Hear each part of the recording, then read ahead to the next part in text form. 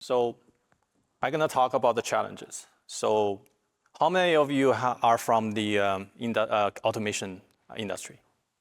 Perfect, all of you almost. So then you probably see already or experience these type of challenges, specifically for commissioning. So when you're doing commissioning, right? So this is the moment that you have to bring in the work done by your mechanical design team, control team, robot team all together to see if they actually work well with each other. Unfortunately, 99% of the time they don't at the very beginning. There will always be surprises, those errors, unexpected errors, small or big, that you have to solve it. And most of the cases, you have to wait till you receive the hardware to be able to work on it, right? So without the hardware, you cannot work on it and debug it. And when you have the hardware, you cannot, when you do the debugging, you cannot really go faster. What I mean faster here is typically you cannot let your robot, conveyor belt, or whatever equipment in your production line to run twice of the speed of its, than the normal speed. If you want to go faster, no way, right? It's just physically not possible.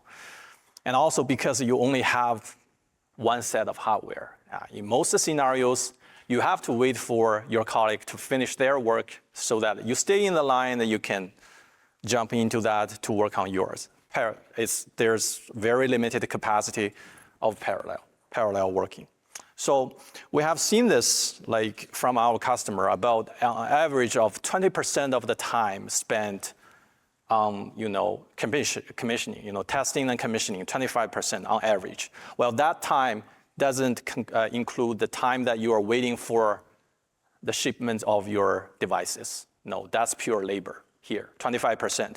That number varies a lot, right? So depending on different projects, different business, and because of the very high uncertainty during the testing and the commissioning, because you don't know what you're going to deal with, right? So until you actually put everything together. So that uncertainty can make this number go up to 50%. The commissioning, 50% of your time for your project period. If sometimes we have customer, they just cannot figure out what's going on with one small things, it just doesn't work. And sometimes when you're doing the commissioning and there may be some damage, collision happens and you damage your devices, you have to reorder it, you remanufacture it, all of this basically screw up your project timeline. So you got delays, right? So delays, and what makes things worse, your next project is scheduled to get started from another customer.